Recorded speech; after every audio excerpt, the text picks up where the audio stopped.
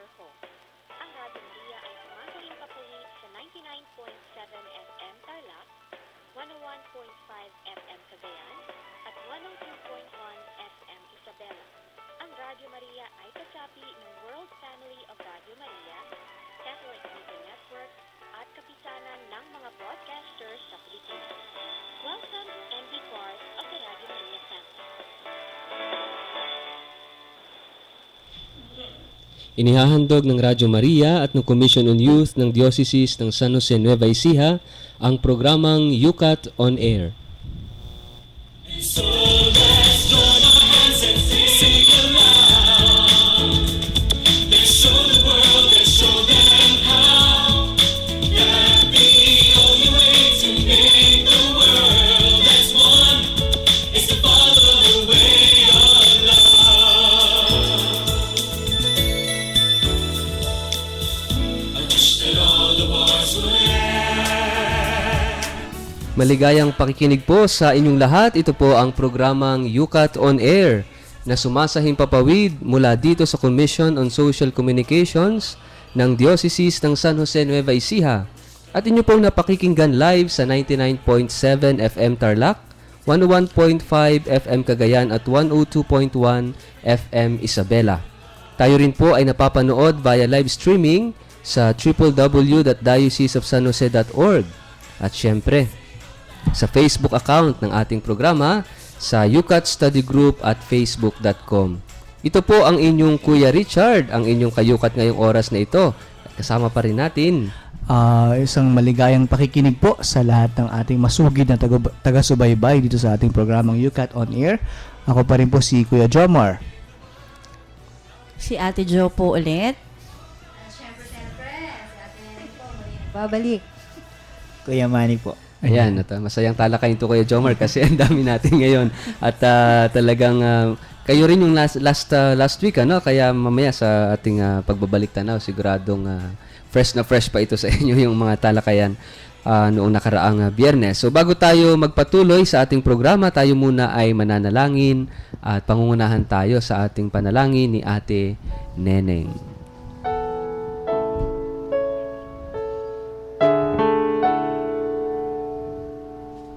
Sa ngalan ng Ama, ng Anak, ng Espiritu Santo. Amen. Amang mapagmahal, pinupuri at pinasasalamatan ka namin sa gabing ito na ngayon po ay magtatalakayan na naman kami sa mga salita mo.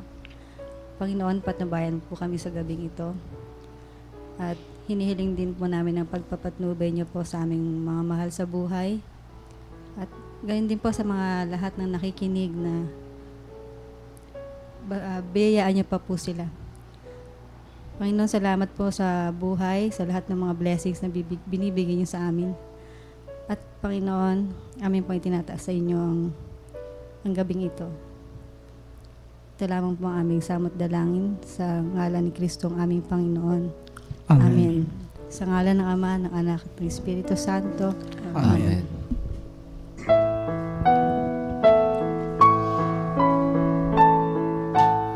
Maraming salamat Ate Neneng sa iyong napaka-inspiring na prayer ngayong gabing ito. At mapagpalang pakinig po sa inyong lahat. Kayo po ay nakikinig sa programang Yucat on Air, ang isang oras na kwentuhan at talakayan tungkol sa katisismo ng mga kabataan. At bago tayo dumako sa ating Yucat question ngayong araw na ito, ngayong oras na ito, magkakaroon muna po tayo ng maikling pagbabalik tanaw sa nakaraang programa tungkol sa Yucat question number 50. At tutulungan tayo ni Kuya Jomar tungkol doon sa mga napag-usapan, napagkwentuhan noong nakaraang Biyernes. Thank you, Father. Thank you, Kuya Richard. At natutuwa ako kasi alam ko sobrang buhay na naman yung ating talakayan. Parang nung nakaraang Biyernes din, no, na napakaganda ng talakayan natin. At ang tinalakay natin yung question number 50. What role does man play in God's providence? Ano daw yung ginagampanan natin sa patuloy na pagbibiyaya ng Diyos sa atin o sa mga biyayang dumarating sa ating buhay? At napag-usapan natin na ang paglikha ng Diyos ay hindi natapos, hindi pa natatapos, kung hindi ito ay patuloy pa rin na nagaganap sa ngayon, no? at patuloy pa rin tayong nagiging daluyan ng pag-ibig ng Diyos at patuloy pa rin tayong kumikilos sa pamamagitan ng biyaya ng Diyos. At dahil doon, isang napakalaking hamon sa atin na maging mga epektibong image ng Diyos sa ngayon. No? Kasi nga, sa pamamagitan natin na ipagpapatuloy yung creation, na ipagpapatuloy yung paglikha. At dito nakikita ngayon yung ganda ng nilikha ng Diyos sa pamamagitan natin. No? Kung tayo ay kumikilos ng maganda, nagiging mabunga tayo, napaparangalan ng Diyos. Hindi tayo ang napaparangalan, kundi yung Diyos na lumikha sa atin. At ginamit nga natin dito yung sinabi ng Mother Teresa, ni Blessed Teresa of Calcutta, na we are just pencils, we are like pencils in the hands of God. No? At kapag ang isang artist ay lumikha ng magandang larawan, hindi pinupuri yung lapis, kung hindi yung mismong gumawa. So parang tayo yung lapis at ang Diyos ang kumikilos sa pamamagitan natin. At kung maganda ang kinalabasan ng pagkilos ng Diyos, ibig sabihin, maaari nating papurihan ng Diyos sa pamamagitan ng ating pamumuhay. So yun yung patuloy na hamon sa atin na maging daluyan ng pag-ibig, maging daluyan ng paglikha ng Diyos hanggang sa ngayon. So, yun. At natapos yun sa maganda. Maraming mga nagtanong kahapon, Fads nung nakaraang Friday, sobrang daming nagtanong na hindi namin siya na-accommodate. Actually, meron pang ang tanong na dapat ngayon Sasagutin natin ngayon. Yeah, at mamaya, titingnan natin yan. Okay, maraming salamat Kuya Jomar at yun, ready tayo for the next UCAT question na very interesting, Pero bago tayo magpatuloy sa ating UCAT question, bago natin talakayin yung susunod na katanungan, siguro mas magandang basahin muna natin, babasahin ni Kuya Manny yung ating text number para maging interactive ulit ang ating talakayan, makibahagi ang ating mga tagapakinig para kung may mga katanungan kayo o gustong i-share tungkol sa ating topic ngayong oras na ito, ay maaari nating talakayin at pag-usapan. Kuya Manny, pwede bang pakibasa yung ating cellphone ito number? po, Father. Ayan, Kuya Edu, kung nakikinig ka. Ito po yung number, 0949-159-2309. Ulitin ko po, 0949-159-2309. Ayan, at pakisave na po, yan po yung ating UCAT number. So, para every Friday, lagi na po kayong magte-text, lagi na po kayong magsisend ng message sa amin para lagi kayong updated sa ating mga talakayan. No? So, ngayon siguro maganda umpisa na natin yung susunod na tanong at siguro basahin ni Ate Jo yung next question, yung UCAT question number 51. Ito po yung question. If God is all-knowing and all-powerful, why does He not prevent evil? Ay, maganda i-translate siguro ni Kuya Jomar yan sa Tagalog. Napakahusay mong managalog, Kuya Jomar. Sige. Actually, napaka-interesting nitong tanong na to. Sabi, kung ang Diyos daw ay makapangyarihan at alam niya ang lahat, at siya yung pinakamakapangyarihan, bakit hinahayaan niya na magkaroon ng kasamaan? Hinahayaan niya ang kasamaan. Pero doon pa lang sa pero ang dito is, hindi hinahayaan Why does he not prevent? Hinahadlangan. Bakit hindi niya hinahadlangan ang kasamaan? It's the other way parang hindi mo hinahadlangan, hinahayaan mo.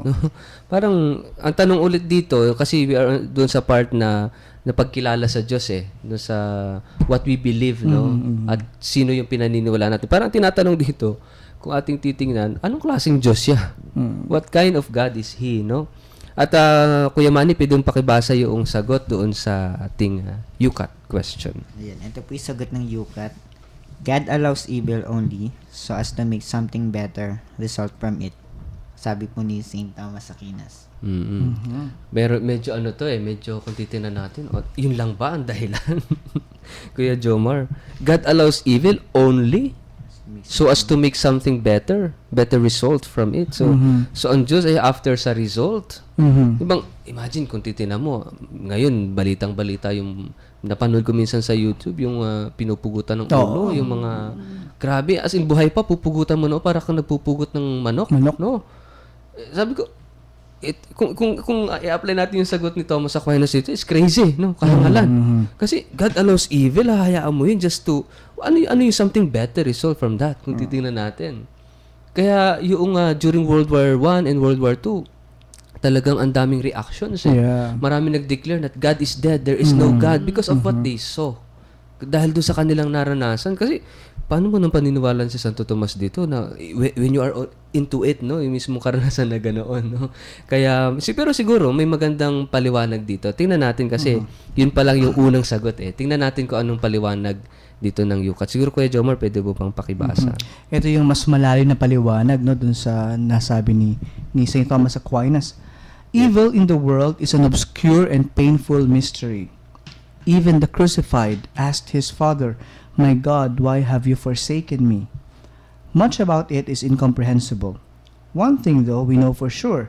God is 100% good. He can never be the originator of something evil. God created the world to be good, but it is not yet complete. Doon muna siguro tayo, Kuya Jomar. Kasi napaka-heavy. Mabigat itong paliwanag ng ating Yukat dito. Kasi sabi rito, evil in the world is an obscure and painful mystery. Obscure, medyo malabo, no? And madilim. painful is something na masakit tanggapin siguro. Pero isang misteryo din. Kung paanong ang Diyos ay isang misteryo, evil is also a mystery. Kasi pag sinabi nating mystery, hindi mo lubusang maunawaan saan ba ito nanggagaling, no? Kasi God is a mystery. Kahit na meron tayong mga principles, mga theological principles na ganyan, na paliwanag, theories, no, about God. Pero the whole of God, hindi natin talaga kayang maipaliwanag. And so is evil, no? Kaya yung iba, nagsasabi na actually, it's the other side of God. The other face of God, yung evil. Pero hindi yun yung itinuturo ng pananampalataya natin. Kasi merong isang grupo before, around year 100, ang tawag sa kanila ay mga Gnostics. Yung nag-umusbong yung tinatawag na Gnosticism. Itong mga Gnostics na ito, they believe sa duality. Na ito rin yung inadapt ni sino to, si Augustine, no? Ito yung paniniwala noon ni Augustine, yung dualism, yung body and soul, matter and form, no? Body and spirit, no? Pero itong Gnosticism, they believe in two gods, the God of good and the God of evil. And yung God daw sa Old Testament is evil. Why? Kasi the God of the Old Testament created yung matter which is evil. Kasi anything that is material is evil para sa mga Gnostics. Pero itong si Jesus Christ is the God of the New Testament, is the only good, no? Kaya there are two gods, no? The God of goodness and the God of evil, the God of good and evil, no? So ito yung yung dualism, duality na inadapt din noon, I think sometime in history, na kaya noon sa time ng mga medieval time, no, yung mga pari, mga nag-flagellate, hinahampas nila yung katawan nila kasi they believe that the body is evil and the soul which is good ay contained sa loob ng katawan. Kailangan nilang pasaktan ang katawan at even death is actually release, is a freedom, is a liberation. Naghihiwalay yung, kaya ang definition natin ng death, ang paghihiwalay ng katawan at ng kaluluwa. That's actually a dualistic perspective ng death. No? Kaya ngayon binabago especially yung theology of the body, no? Anyhow, so ito yung pagtingin kasi noon, kaya medyo obscure yung evil. Saan ba ito nanggagaling, no? It's a mystery. Kahit nga rin sabi, even the crucified asks his Father, "My God, why have you forsaken me?" 'Di ba? Yung kung titingnan natin, even si Kristo naranasan yung evil in the world, no? Yung forsakenness, no? Kung titingnan natin, is parang kasi nga naman siya yung Diyos. Pero he himself as God, naranasan niya yung wala siyang matakbuhan. Naranasan niya bali maiwan, ano? Yes, oo. So, which is actually, kumbaga parang subject siya sa evil nung nandun siya sa mundo. Kasi parang nagtatagumpay na ba ang kasamaan? Kasi he was suffering then, no? Yun. May gusto ka idagdag, Kuya Jomar? Actually, yung gusto kong sabihin dito, yung tukol sa sinabi ni Jesus, "My God, why have you..." He experienced evil himself, no? Kasi even the suffering, yung matinding persecution na naramdaman niya, yung pagkapahirap sa kanya, these are forms of evil. Kasi yung pinagmulan nito o yung gumawa nito ay we consider them as evil because you cannot do harm sa kapwa mo if it's not from the evil one. So even Jesus himself experienced it at totally incomprehensible, totally a mystery na na hindi natin maipaliwanag talaga what is the source of this? Saan siya nagmula at bakit merong ganun? Mm-mm. Kaya yung tanong sa Yukat, why does he not prevail evil, no? Kasi even Jesus Christ, he allowed it. Na seemingly na pagtagumpayan siya ng kasamaan. Imagine, yung dasal niya sa garden of Gethsemane. Ama, kung maaari lang ilayo mo sa akin ang saron ng paghihirap na ito, no? Pero kung ito'y kalooban mo, mangyari nawa yung kalooban mo. So it's really, God Himself allowed Himself to be affected or subjected sa power of evil, no? Pero makita natin na hindi actually later on, makita natin that actually hindi naman nagtagumpay. Yes. May mas makapangyarihan pa, no? Pero seemingly na nagtatagumpay o ang kasamaan, no? So much about it is incomprehensible, no? Talagang ang hirap maintindihan when it comes to pag titingnan natin yung evil in the world, just like yung nga nasabi ko kanina. Kayo ba, siguro magandang tingnan natin, ano na ba yung masasabi ninyo sa personal experiences ninyo as young people, no? Yung pinaka masasabi ninyong evil sa mundo na nasaksihan ninyo, na naranasan ninyo, siguro just a little sharing sa mga experiences. Meron ka sa atin Siguro ito na yon yung sa buhay ko. Yung nangyayari sa Middle East na nakukuhang patayin na parang ganun lang yung tao na wala namang kamalay-malay. So, asan na yung asan na yung pagiging nila? Paano nila nagagawa yun? At kung nung ginagawa nila yun, ano iniisip nila? Parang ganun. So, siguro yun na yung sabi inhuman na gano'n. Inhuman, Wala na talagang puso. Parang hindi na makatwiran yung pinaglalaban nila. Oo. Parang gano'n. Si Kuya Manny, baka meron personal experience. Pero hindi naman ikaw yung evil. Hindi ikaw yung evil, kundi yung karanasan mo ng... yun. Ano po, Ano yan? Parang may napoposes mo dito. Hindi, po. Siguro nung yung mga tao na pumapayag na tutulan yung ng baby. Sa abortion. Sa abortion. Yun yung nakikita kong unang-unang evil na hindi binigyan ng chance mabuhay yung isang sanggol. Buhay. Doon ko unang nakita yung evil talaga. Si Ate Jo. Ay, kasi nasabi niyo Kuya Manny yung sa sanggol, no?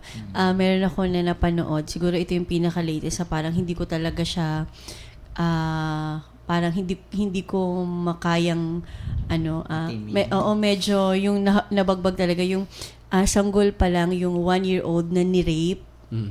Na ni-rape siya. So dahil syempre yung bata namatay siya kasi nga hindi naman niya kaya yung mga ganon. So parang sa akin, Diyos ko, anong klaseng tao ba naman yung makakaisip na yung ganito ka bata, actually isang taong gulang na bata na gano'n na ba siya ka-desperado na talagang pati yun. Parang yun yung para sa akin na sobrang napaka-demonyo naman para sa akin, demonyo yung gagawa ng mga ganong bagay. Si Kuya Jomar, salamat Ate Jo. Baka meron din karanasan Bukod si kay Kuya Kuya Jomar. Manny. Hindi naman. Actually, yun, yung mga sinabi ninyo, nakakatakot kasi human beings are capable of doing that. Parang, teka muna. Hindi na to work of this is the work of the devil already. Even siguro yung pakikipag natin sa mga taong nakakasalamuhan, sometimes we consider them as evil kapag halimbawang ginawang ka ng ganito na parang hindi naman to makatarungan for you, you consider them as evil. Parang kasi it's the absence of goodness Parang wala ako nakitang mabuti dun sa ginawa mo. So ibig sabihin it's evil. Yung so it's an affirmation na totoong merong may mga bagay na masama na nangyayari talaga. At yung mga nabanggit niyo, these are all extremes, no? Pero sa ating araw-araw na pamumuhay, we experience little evils na nakikita natin na nangyayari talaga sa paligid din natin. At saka, may dadagdag si Kuya Manny. Tsaka yung kapag ka if you want to really see or, kumbaga, experience concrete evil, no? Evil in the world, no? just turn on your television kapag balita. Yeah, exactly. You will see talagang, tingnan mo, bihira ang makapanood ka ng balitang maganda. Magbasa ka ng dyaryo. Diba, yung mga nasa dyaryo, yung mga balita, puro it's really manifestation of evil in the world. Tsaka No? Father, parang mas gusto pa yata nilang talagang pina-front page yung mga ganong Yeah. klaseng balita na asan na yung good news? Minsan Wala namang parang good news. na nga, no? ayaw mo na nga lang manood ng balita. Exactly. Yeah. Pero kailangan mo manood kasi kailangan mo maging updated sa kung ano yung nangyayari sa paligid mo. Pero at the same time, parang kung yung Nakakaasar balita din. na maririnig mo is ganun, Panay ganun. parang ayaw mo na lang makinig. Yan ang psychologically, no? Parang we are being determined by this news na pag sinabi nating balita, hindi maganda. Pag nanood ka ng yung mga hindi Bad maganda news nangyayari, Bad no? news. Makita natin yung corruption, yung mga 350 Yeah. hectares, no? Bahay na may It's really elevator. evil, no? Yung greed, no? Yung lust, no? Yung ano pa ba? Yung These are ang dami, manifestations of evil. Concrete evil, no? Talagang evil in the world, no? At siguro maganda ipagpatuloy natin yung pagbabasa rito na sa ating catechism. Sabi dito, in violent upheavals and painful processes, it is being shaped and moved toward its final perfection. That may be a better way to classify what the church calls physical evil, for example, a birth defect or a natural catastrophe. Moral evils, in contrast, come about through the misuse of freedom in the world, hell on earth, child soldiers, suicide bombings, concentration camps, is usually man-made. The decisive question is therefore not how can anyone believe in a good God when there is so much evil, but rather how could a person with a heart and understanding endure life in this world if God did not exist? Yan, medyo Doon muna tayo, mahaba-haba doon muna yan. tayo. So merong ina-identify ng catechism, no? Yung physical and moral evil. So yung sinasabi ritong physical evil, ito yung mga natural na nangyayari sa paligid natin, like yung mga natural disasters, no? Ito evil. Yung Yolanda, imagine, no? It's talagang daming namatay, which is a physical evil, no? A birth defect. Yung says birth here. defect, halimbawa, yung mga, pinanganak na may mga kapansanan or what, no? So, ito yung mga physical evil. But what we are speaking here ay yung talagang binibigyan natin emphasis, yung moral evils, no? Kasi nga, sabi nga, parang yung gospel today, no? Yung talagang si Jesus nagpalaya sa masasamang espiritu. And sinasabi na yung battle ay nangyayari sa puso ng tao, in the hearts of men. Yung battle between good and evil, it happens in the hearts of men. Yeah. Desisyon ng paggawa ng Yes. tama at Sabi nga, mali. kung gustong i-abolish yung evil in the world, kung gusto talaga nating i-abolish ang evil in the world, we have to abolish humanity. Kasi it's in us, no? Yung evil talaga is because of humanity. Wala naman tayo nakitang baboy na nagmassacre, pumatay ng kapwa baboy, no? At nakita natin na manok na nagmumura sa kapwa niya manok. I mean, sino ba yung pumapatay? It's ang tao. Kaya actually ito nga yung mission ni Jesus, yung actually yung mga pagbasa this past few days, even this past Sundays, no, is actually about building the kingdom of God, because yung sa mundong ito para bang wala nang pag-asa ba? Puro evil na lang ba in the world? Wala na bang nakikita tayong liwanag ng pag-asa na magbibigay sa atin ng direksyon na okay, no? Kasi mamaya sa pagbabalik natin, siguro maganda tingnan natin ito na ano ba, saan ba tayo dinadala ng ating pananampalataya? Baka tayo may katisismo, bakit ganito? So siguro po, sa pagbabalik natin, bibigyan pa natin ng mas lalim ito at positibong pagtingin. Kasi sinasabi rito ni Santo Tomas na God allows evil only so as to make something better result from it. He allows, no?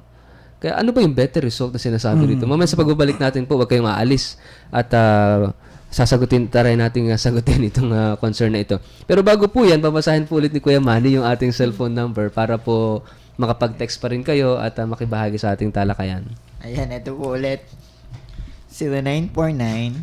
0949-159-2309. Ulitin ko po, 0949-159-2309. Ay, salamat Kuya Manny. Huwag po kayong alis. Sa ilang saglit, magbabalik rin po kaagad ang ating programang UCAT on Air.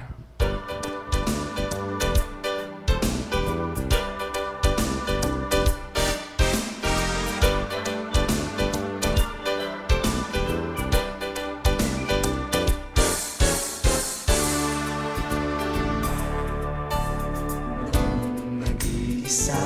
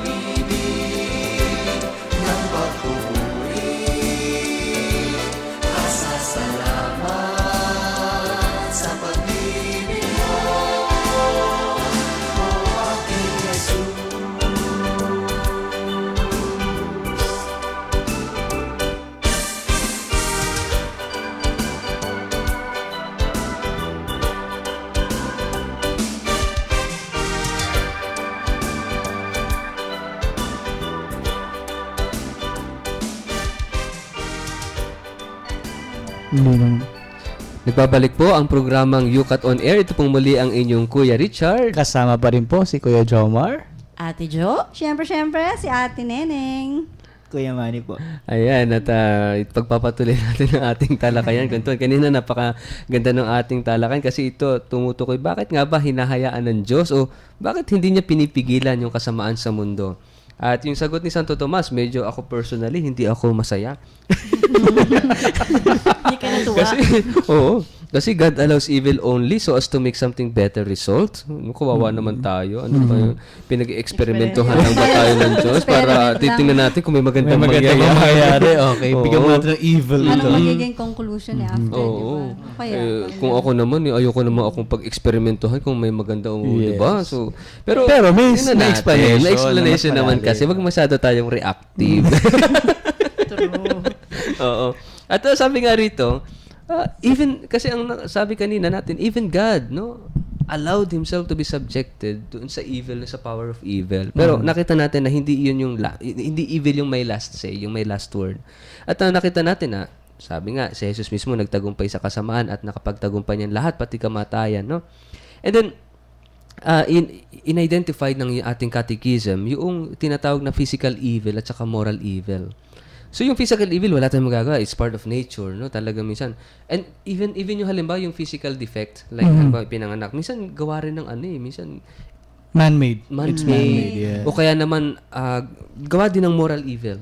Kasi ano ba yung moral evil? Kasi dito tayo mag-focus sa moral evil. Kasi sabi rito, moral evil comes from the misuse of freedom. Yes. Kasi yung freedom na dapat ay biyaya. Ito talaga yung biyaya ng Diyos, no? Yung freedom of will and intellect. Ito yung what makes us human, different from other creatures. Nang sa hayop, they don't have freedom, no?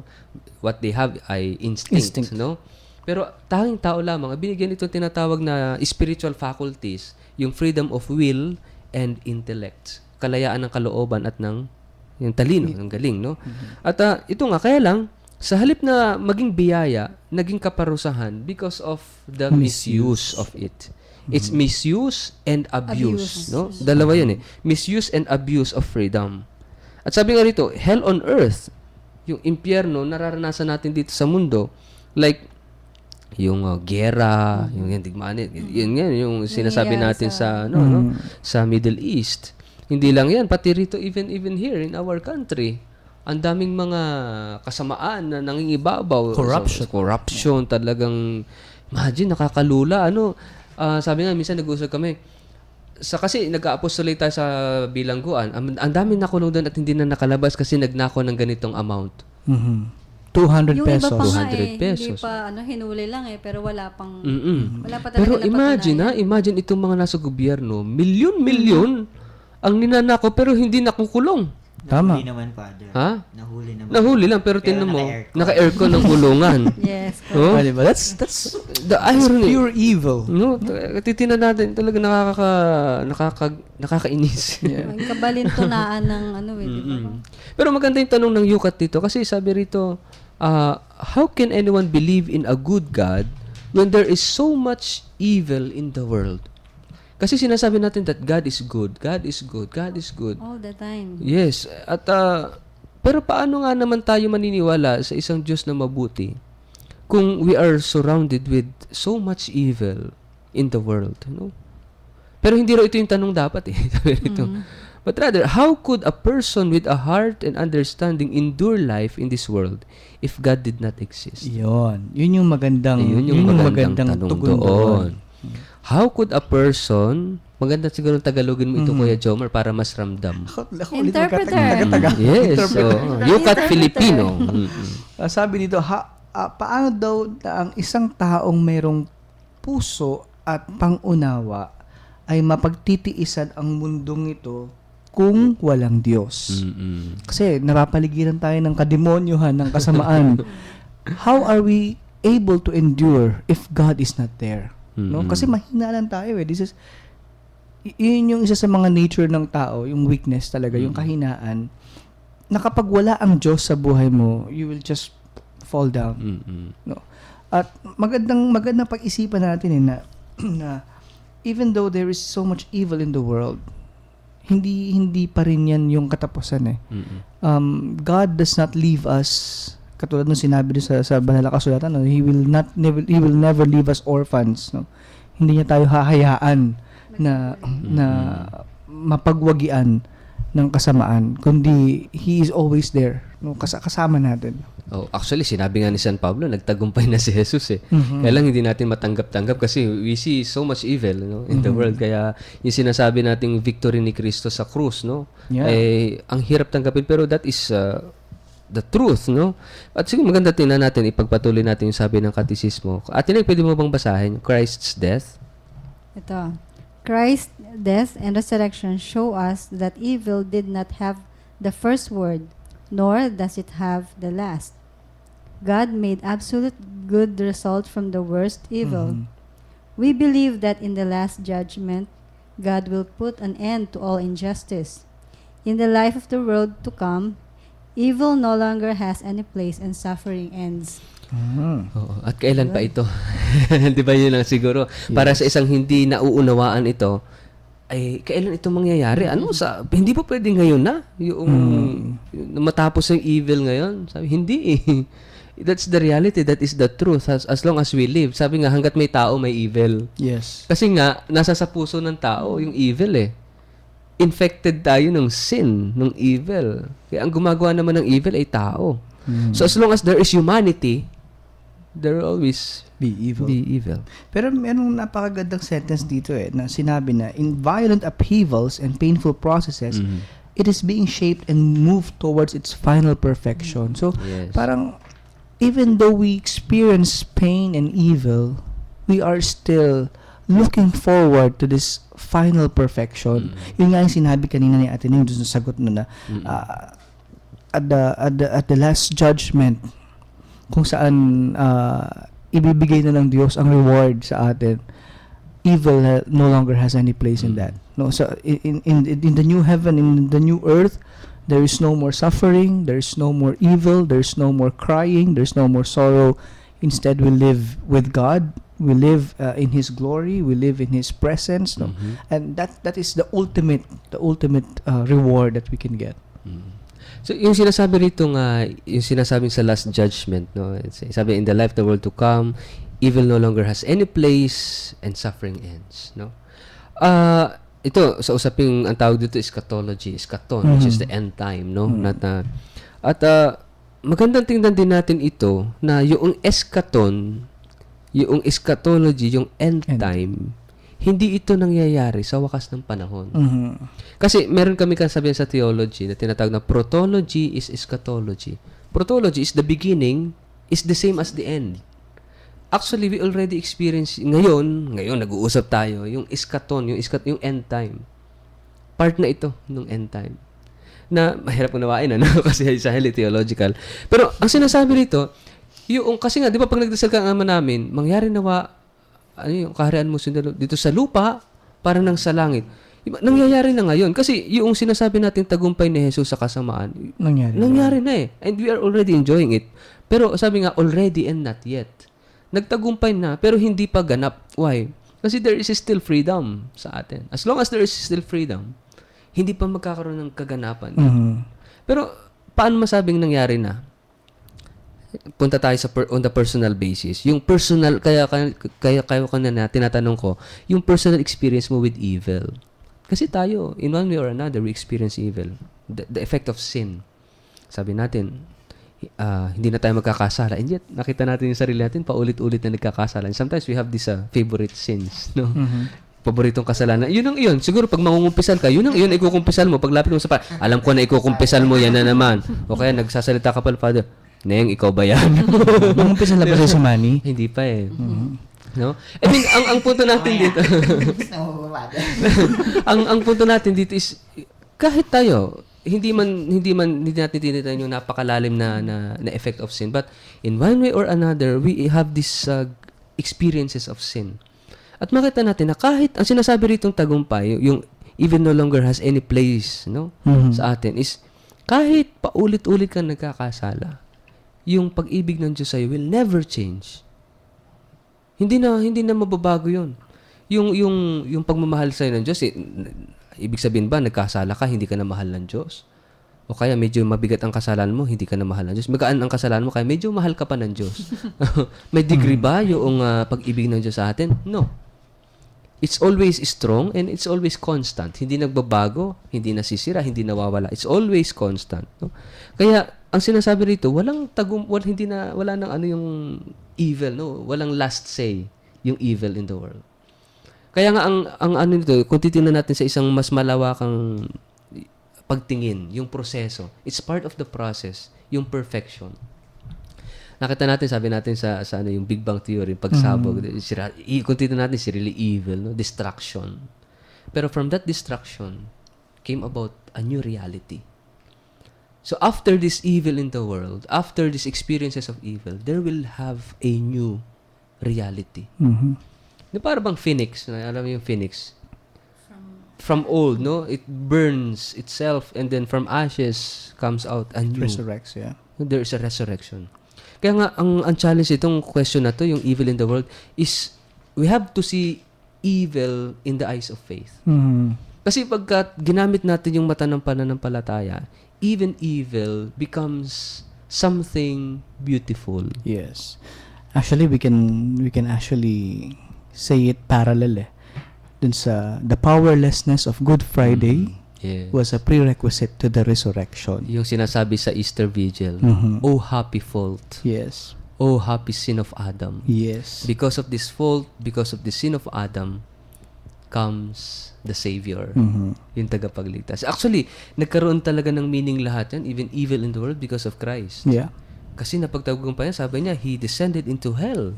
Even hell, pinasok niya. There is no place in the world, in the universe, na hindi kayang pasukin ng Diyos.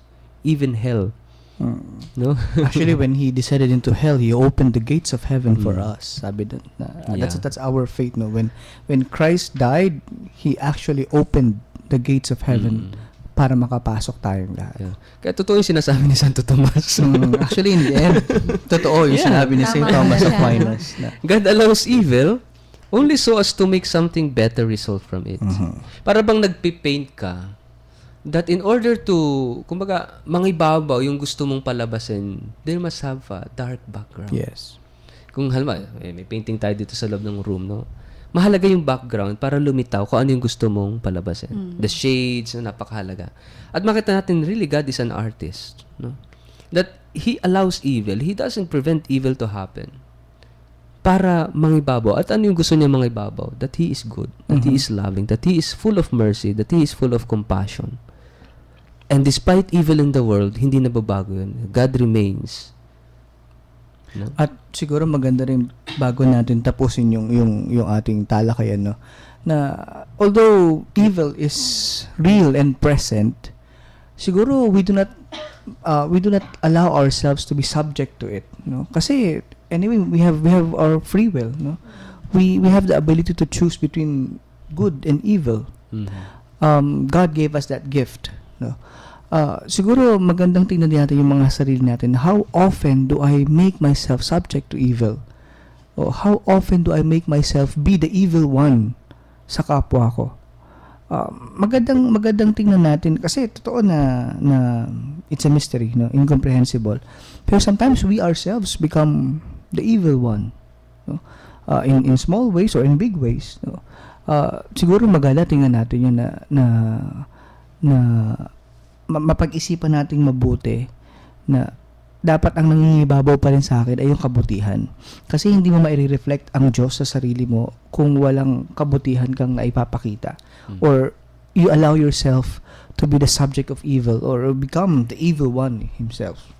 Actually, ito yung sinasabi sa book of Genesis. No? When man ate the fruit of the tree of knowledge of good and evil. At yung good and evil is in our hearts. Sabi nga, merong isang ako nabasang kwento na nag-react si Bernard. Kasi yung good and evil daw parang two animals in the hearts of men. No? Na naglaging naglalaban, nag-aaway yan.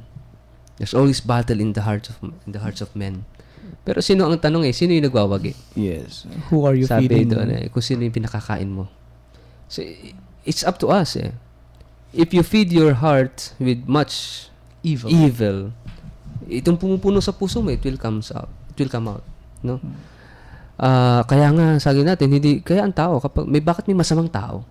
Kasi pinuno niya yung puso niya ng evil, ng hatred, ng galit. And sometimes it is also due to environment or previous experiences. Kaya nga what we really need is talagang healing. Yung bang maglalakas loob na sa kabila ng evil in the world, maglalakas loob na maging mabuti. Like Mother Teresa, Pope John Paul II, no? Mga saints, mga mabubuting tao. And I do believe that there are lots of people no, sa society natin na talaga nagsusumikap na magpakabuti. Yes. No, despite this evil in the world. At ito yung layunin natin, layunin ng catechism, layunin ng simbahan, no? Is really to create a network of good people who believes in goodness, no? Yung network of people na magbabago ng kasaysayan, no? Parang kasi Father? network of evil, sin din is a network, no? Parang paid forward. Mm. Gumawa ka ng kabutihan kay Kuya Jomar. Si Kuya Jomar gagawa ng kabutihan kay... Parang yan. Yes, oo. Ganun yun. Magiging network It's siya really a ng network. kabutihan. No. The church is really a network. Yes, hahawaan natin ng kabutihan ng bawat isa. No? We do not allow evil to triumph. Although it's a given fact that evil will never triumph. Pero sometimes nararamdaman natin that he is getting there, no? Nagtatagumpay. Pero because of our faith, because we want to promote love, we want to promote goodness, siguro tayo mismo sa sarili natin, we have to start. No? Magsimula tayo sa sarili natin, not to promote evil, but to promote goodness. Kaya yung challenge ng gospel today, kung sino yung hindi panig sa atin ay kalaban natin. No? Kaya si Jesus talaga yung ibig sabihin nito, yung sa atin talagang mga Kristiyano, yung pangalan dala-dala natin yung Kristiyano is really to be, kumbaga, kakampi ni Jesus. Yeah. Sapagkat kung hindi ka kakampi ni Jesus, kalaban ka ni ka Jesus. niya. At ano ba yung buhay ni Jesus? It's really love. No? The message of Jesus is love. At outside love is evil. Outside love is sin. No? Outside love is, yun talaga, kalaban ng ating pananampalataya. At ito, malaking hamon talaga. It's really, siguro maganda sa ating mga kabataan, mga nakikinig sa atin na talagang, talagang subject talaga, yung very vulnerable sa evil ng kabataan. No? because of the society, sa media, no? Kaya malaking misyon itong ating ginagampanan na ito, no? Sa UCAT, no? At talagang it's really new evangelization. At to evangelize is really to yung manghawa ng kabutihan sa kapwa. At yun po, siguro, mamaya sa pagbabalik natin, bibigyan natin ng, mabilis ang oras. Bibigyan natin ng paglalagom. Tutulungan tayo ni Kuya Jomar sa pagbibigay ng paglalagom sa ating pag-usapang talakayan tungkol sa UCAT question number 51. Huwag pa rin po kayong alis at sa ilang saglit, magbabalik rin kagad ang ating programang UCAT on Air.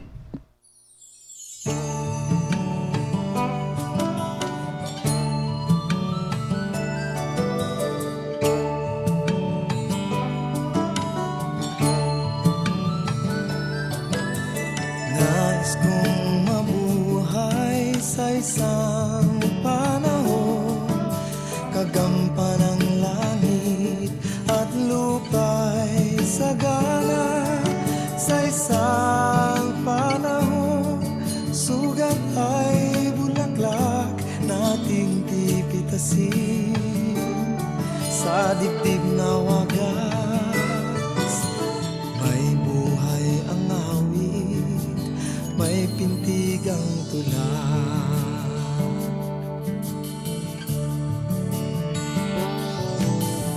Nais kong mabuhay sa isang panahon, may puso ang lahat ng mga pangarap.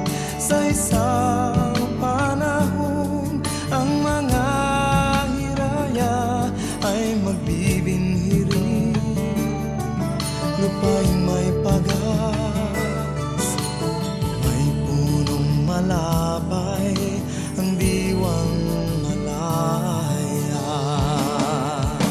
Halina kapatid, asawa, kasama, saluhan mo ako sa pananaginip ng isang panahon, wala nang ligali, ng isang panahon, dalisay ang hangin, kagampan ng langit at lupa'y tahimik.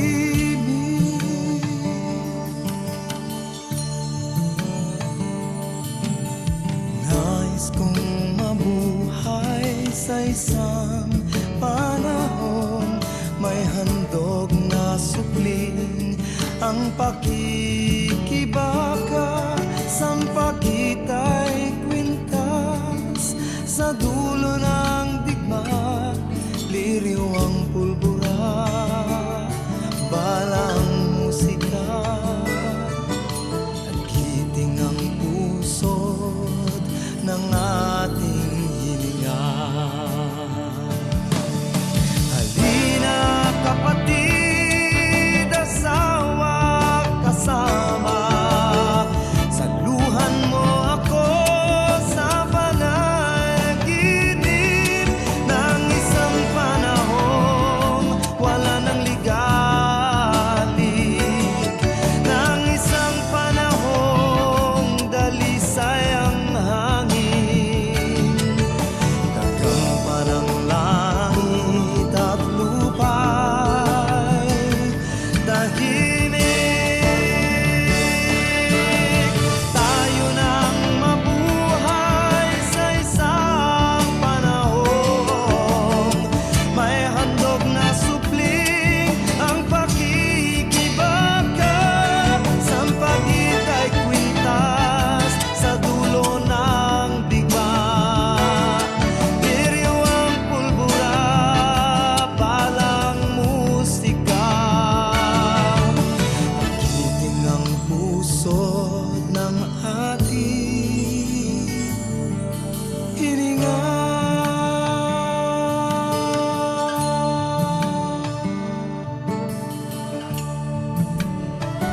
Nagbabalik po ang programang UCAT on Air. Ito pong muli ang inyong Kuya Richard. Ito pa rin po si Kuya Joms. Si Ate Jo. At si Ate Neneng. Kuya Manny po. At dumarako na tayo sa paglalagom ng ating programa sa UCAT question number 51. At siguro magandang bahagi ng paglalagom, mayroong concern, may nagtanong. Si Ate Nene, ano ba yung tanong? Opo, Father, kasi may mga naririnig ko na to tungkol sa final judgment.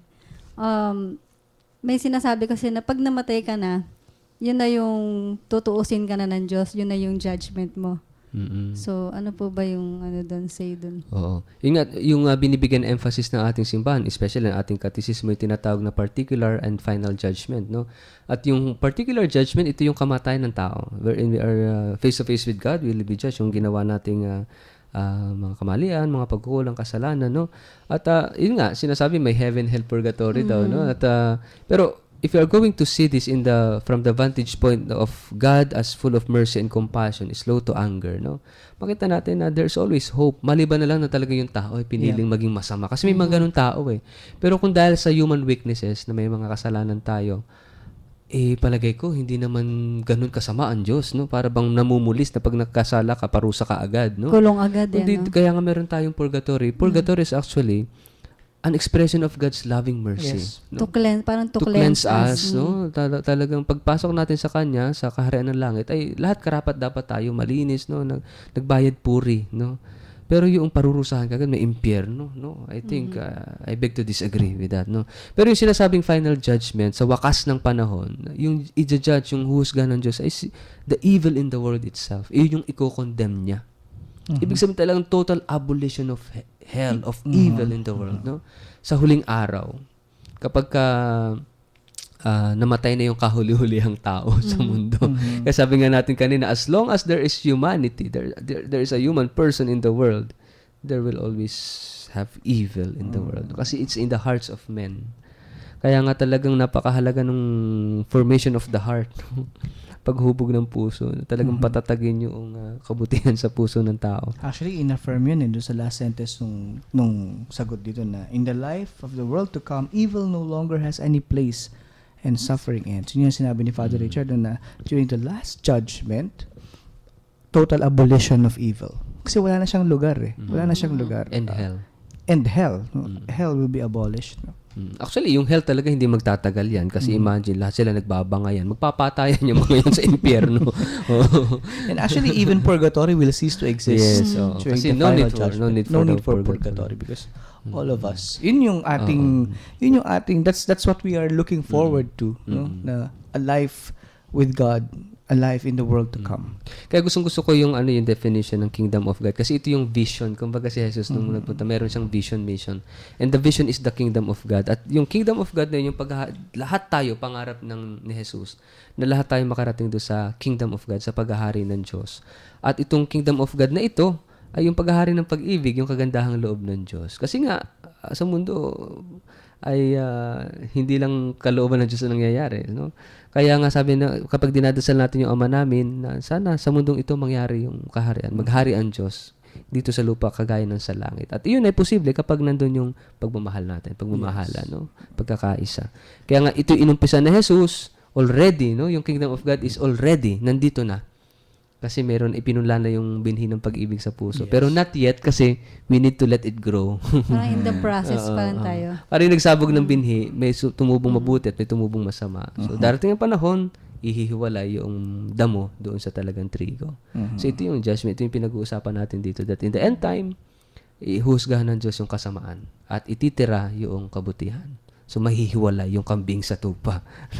So, ito napakaganda ng ating talakayan. At sa susunod na Biyernes, wow, napakaganda ng ating talakayan. Kasi papasok na tayo dun sa usaping langit, no? Heaven and heavenly creatures. No, masyadong pinag-usapan natin yung judgment ngayon eh. So, papasok na tayo dun sa mga last things, no? Yung heaven, hell, purgatory, ito yung pag-uusapan na natin later on. At very interesting itong topic nito. Kaya sana, wag kayong bibitaw sa ating pagsubaybay sa mga programa. So, ngayon, ay siguro tapusin na natin ang ating programa muli, no? Sa pamamagitan ng isang panalangin.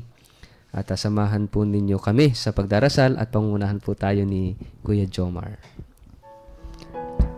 Tayo po ay manalangin. Sa ngalan ng Ama, ng Anak at ng Espiritu Santo. Amen. Amen. Dakilang Diyos, Panginoon ng langit at lupa, Panginoon naming lahat, patuloy po ang aming pasasalamat sa iyo sa patuloy niyong pagkapadama sa amin ng iyong makaamang pag-ibig. Salamat po dahil kahit na nagkakaroon ng mga kasamaan sa mundo, kahit na laganap ang kasamaan, ang paggawa ng hindi mabuti, hindi mo pa rin po kami pinapabayaan. Patuloy mo pa rin ipinapadama sa amin ang iyong mapagkalingang pag-ibig.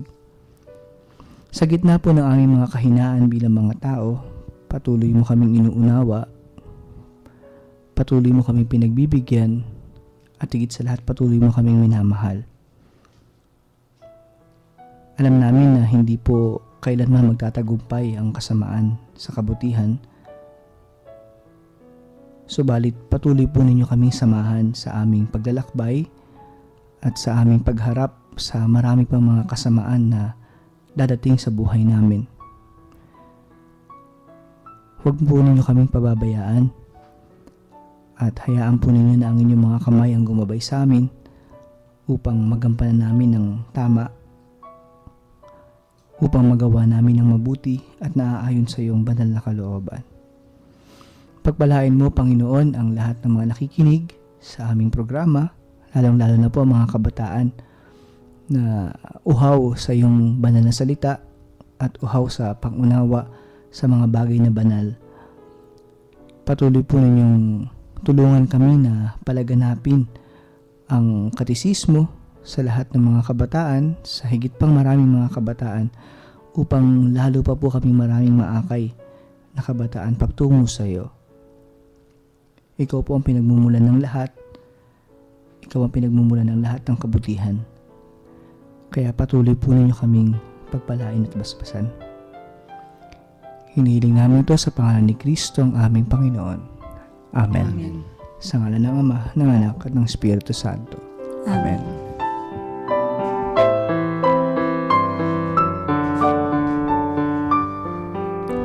Maraming salamat Kuya Jomar sa panguna sa ating panghuling panalangin at pinasasalamatan natin lahat ng mga sponsors ng ating programa. Ganon din ang lahat ng mga kabataan na nakikinig sa ating programa. Naway patuloy kayong pagpalain ng Diyos at nawa po ay lagi niyong subaybayan ng ating programa. Muli po, ito po ang inyong Kuya Richard, ang inyong nakayukat ngayong oras na ito at nakasama natin. At yun po, maraming salamat sa patuloy niyong pakikinig sa ating programa hanggang sa susunod pong Biyernes. No? Ito po si Kuya Jomar.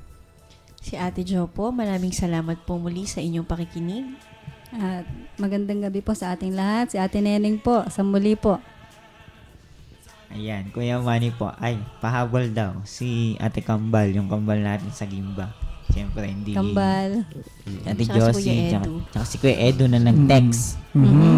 Ayan, mapagpalang pakikinig sa inyo at more power. Speechless. Bigla tayo naging seryoso. No? Opo, so maraming salamat po sa inyong patuloy na pakikinig at pagsubaybay sa ating programa.